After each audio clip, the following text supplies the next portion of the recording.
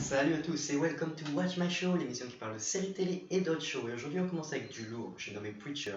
Mais d'abord, générique. Preacher est une série américaine mix entre l'horreur et l'humour noir, basée sur les comics du même nom, est écrite par Gareth Ennis. La série quant à elle a été créée par Seth Rogen et Evan Goldberg, partenaires de longue date et plus connus pour leur travail sur des films tels que Superbad, Pineapple Express ou encore The Interview pour ne citer que. Ce qui peut nous expliquer l'humour trash et décalé de la série. Elle est diffusée depuis le 22 mai 2016 sur AMC et comporte pour le moment une saison de 10 épisodes. Mais Preacher, de quoi ça parle? Jess Custer, pasteur au passé criminel d'une petite bourgade texane du nom d'Ainsville, est un personnage violent, grossier et n'ayant pas vraiment la foi. Mais un jour, son esprit va fusionner avec une entité du nom de Genesis, lui donnant le pouvoir d'ordonner n'importe quoi à n'importe qui. Après avoir pété le bras d'un de ses paroissiens, il se retrouve en cellule avec Cassidy, un vampire junkie irlandais, qui deviendra par la suite son meilleur ami. De plus, l'ex de Jess, Tulip, recherchera dans sa vie afin de le convaincre d'accomplir une mystérieuse vengeance liée à leur passé pas très honnête. Il fera aussi la connaissance de deux anges, Fior et De Blanc, ou Dupont et Ducon. Ces derniers se trouvent être les babysitters de Genesis et tenteront par tous les moyens de récupérer leur cher chérubin. Notre pasteur entrera en conflit avec Odin King Cannon, homme le plus puissant de Danville, big boss des abattoirs King Cannon Meat and Power, et accessoirement dieu de la viande.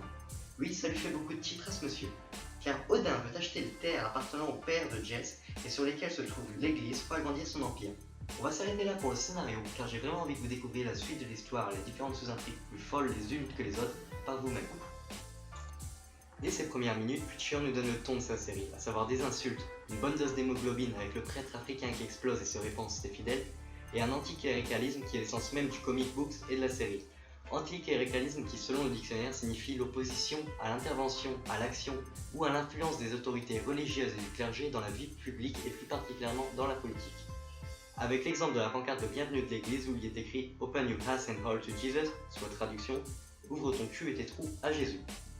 La série a beaucoup de points forts, que ce soit sa réalisation avec Rogen et Goldberg qui ont fait un excellent boulot, ou encore ses personnages et plus particulièrement son trio principal composé de Dominic Cooper, Jesse, de Ruth Negga Tulip et de Joseph Kilgun Cassidy qui sont merveilleusement interprétés et la relation entre les trois protagonistes m'a convaincu. Ma petite mention spéciale revient à Jackie Earl Haley, soit Odin King Cannon, ou Rorschach Freddy Krueger pour les intimes, qui est superbe dans son rôle de chef d'entreprise psychopathe. Quant aux autres personnages, bien qu'ils aient moins d'importance que notre trio principal, ils n'en restent pas moins facilement identifiables, que ce soit par leur personnalité, leurs intrigues ou leurs dégâts loufoques.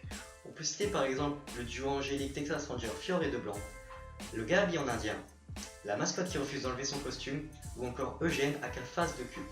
Par ce fait, Preacher a donné un côté unique à son univers, un peu à la manière d'un Springfield ou d'un South Park. Et ça c'est beau.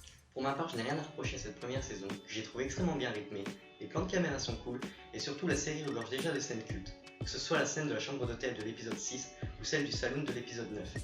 Le seul point négatif que certains pourront lui reprocher est que la série ne suit pas du tout le comics book. Mais n'ayant pas eu ce dernier, ça ne m'a absolument pas dérangé, et au contraire, je trouve ça cool de la part de Rogen et Goldberg de nous donner leur propre vision de cette œuvre.